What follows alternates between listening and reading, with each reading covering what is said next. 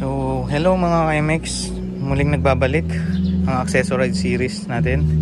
Sorry sa ngayon ko lang kayo nabalikan. More than 2 months na pala since nang na-post ko yung vlog natin for Ram Air.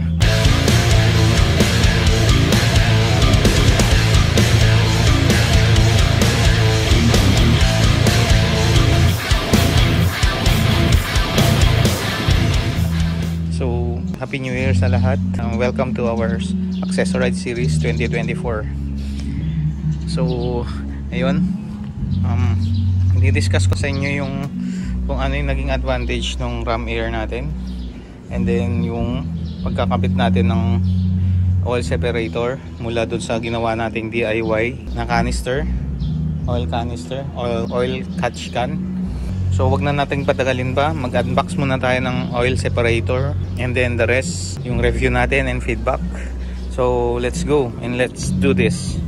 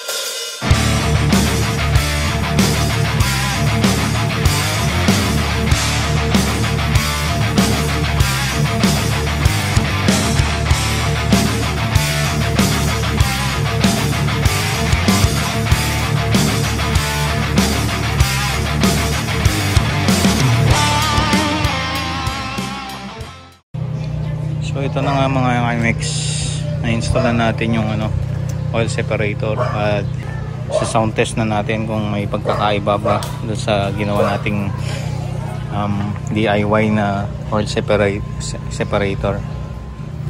Start na natin.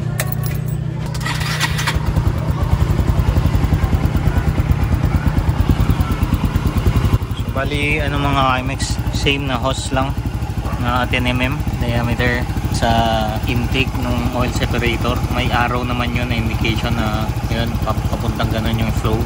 So pag ganun siya, mula sa head palabas, papunta dito sa hose 10mm oil separator, and then nagad na lang tayo ng 6mm 6mm diameter rin na sampo hose papunta dito sa papunta na lang doon sa ano bangka natin. So doon yung drain niya. So yan, ganyan siya. Yan ang hose natin. So check natin at so, throttle muna natin paano yung babago.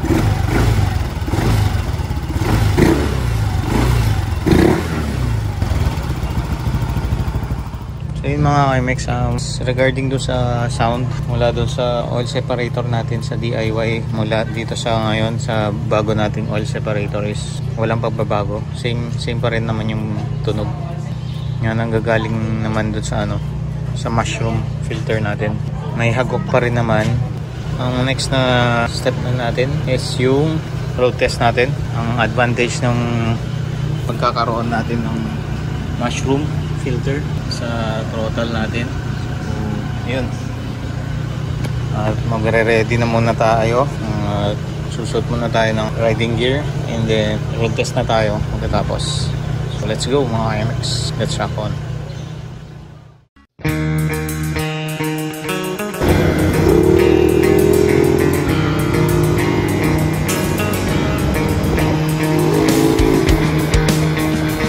Hello mga KMX, so this is it mga KMX. Ang inaabangan ng lahat, marami-rami na rin ang nagtatanong or nagpa-follow up about dun sa part 2 nitong vlog natin, particularly dun sa performance or benefit na naibibigay ng Ram Air sa performance ng MXi natin. Kung bakit natagalan yung pag-upload ng part 2 nito kasi pinag-aralan ko mabuti at inobserbahan ko mabuti kung tama nga yung obserbasyon ko regarding dito sa pagbabago ng performance ng MXi ko. So masasabi ko mga MX is meron siyang effect, positive effect sa arangkada. Nag-improve tong arangkada ng MXi ko. Sa tingin ko mga 20 to 30% ang improvement. Pansin nyo rin naman dito sa video ko ngayon. Napakaswabe at napakadaling mag-overtake compared sa mula sa stock filter ng MXi.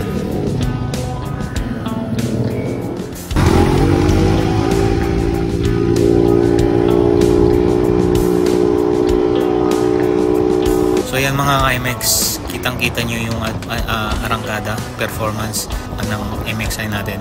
Next naman, hindi lang yung arangkada ang inobserbahan ko at tinaral ko dito. So ang next na i-share ko sa inyo yung bagong top speed ng MXi ko. Kasi sa tulong ng bagong arangkada ng MXi ko, may factor rin siya, may effect rin siya sa top speed ng MXi ko ngayon. So with stock CVT, stock engine, all the rest same pa rin, stock pa rin. Katulad ng dati, yung previous vlog ko, ang top speed natin doon is 104. So pagko-compare natin yung top speed ko today na naka-Ram Air, so panoorin nyo to mga KMX. Ang comparison ng naraang vlog ko, which is naka-stock filter pa lang siya, and then ngayon naka-Ram Air na tayo. So let's flex this.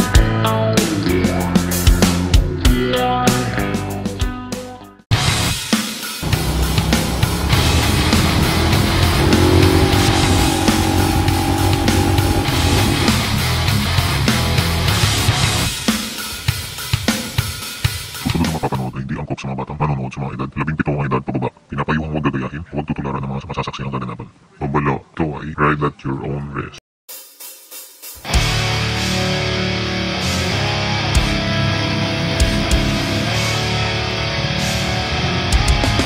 Let's go!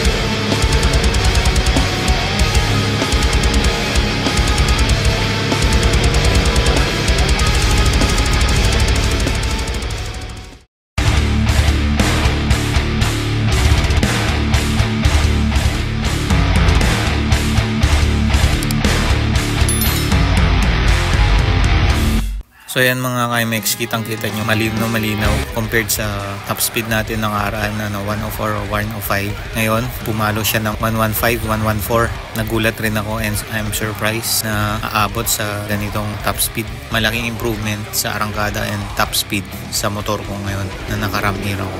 Best talaga tong MXI na to. Sa pag-aalaga lang rin kasi nakadepende rin po yan sa ating pag-maintain sa engine at overall sa ating motor. So tapos na tayo sa arangkada, top speed, and how about dun sa fuel efficiency naman compared dun sa mga fuel mileage na nakaraan.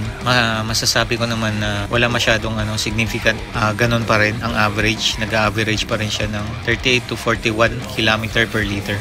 Sa fuel efficiency, ganun pa rin. So unchanged, walang improvement sa fuel efficiency. So ang benefit lang talaga ng ram air para sa akin is arangkada, and the best part is ang top speed. So yan mga KMX, sana may natutunan kayo at sana nag-enjoy kayo sa vlog ko for today. At kahit papano may napulot kayong tips, nagdulot ito ng bagong kaalaman. So if you do, huwag kalimutang i-hit yung like button sa baba ng video. At kung bago ka lang sa channel na ito, baka pwedeng i-consider nyo mag-subscribe para sa mga susunod na interesting vlog series na i-upload ko very soon. Hanggang sa muli mga KMX, thank you sa usual support, sa panonood at supportan nyo. This is Tapway saying, ride safe, stay safe, and helmet on lagi before you ride. Don't forget to pray before hitting the road. And God bless mga KMX, and see you on the next vlog. Rock on!